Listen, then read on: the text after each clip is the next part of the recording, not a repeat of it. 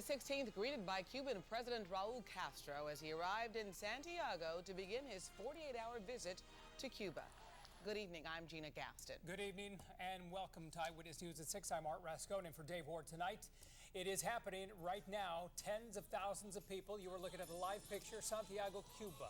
That is where Pope Benedict XVI will be speaking for Sunset Mass. It's scheduled to begin any minute now.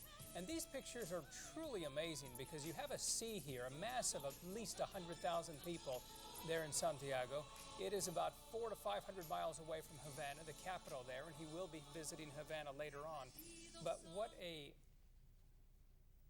Okay, that's actually Havana is where we have Eyewitness News reporter Christine Dobbin. She's live with preparations going on there. Christine? Gina, here in Havana is where the Pope will hold Mass on Wednesday, but the first Mass is getting underway right now in Santiago. That's about 500 miles from where we are right now. We want to show you some live pictures of that service getting underway.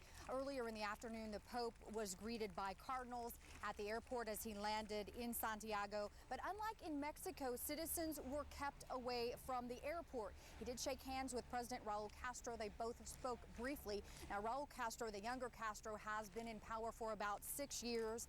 And over the course of the past 6 years, many here say they have noticed a few economic changes. Pope Benedict stepped off the plane and was greeted by cardinals and President Raul Castro.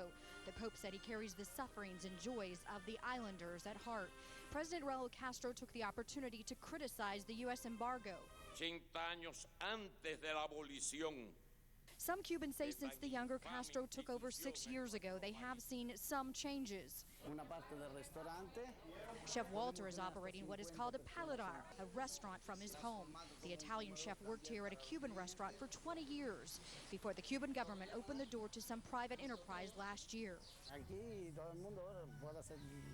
He says people come here from all over the world, so we want to ensure they have somewhere to dine. It's very good.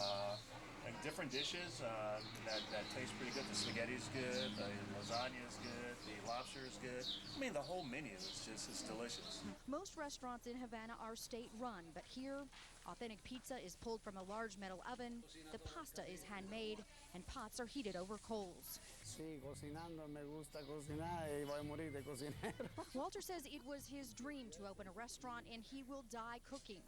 But Walter pays a price, a special tax to the government. But most Cubans can't afford a meal at a place like this, a sign of the economic conditions that still plague this communist country.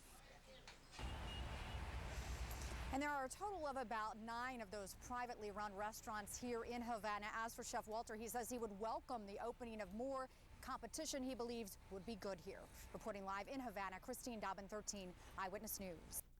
Amazing pictures. Thank you, Christine. Our coverage of Papal Visit continues in Cuba online on abc13.com. There you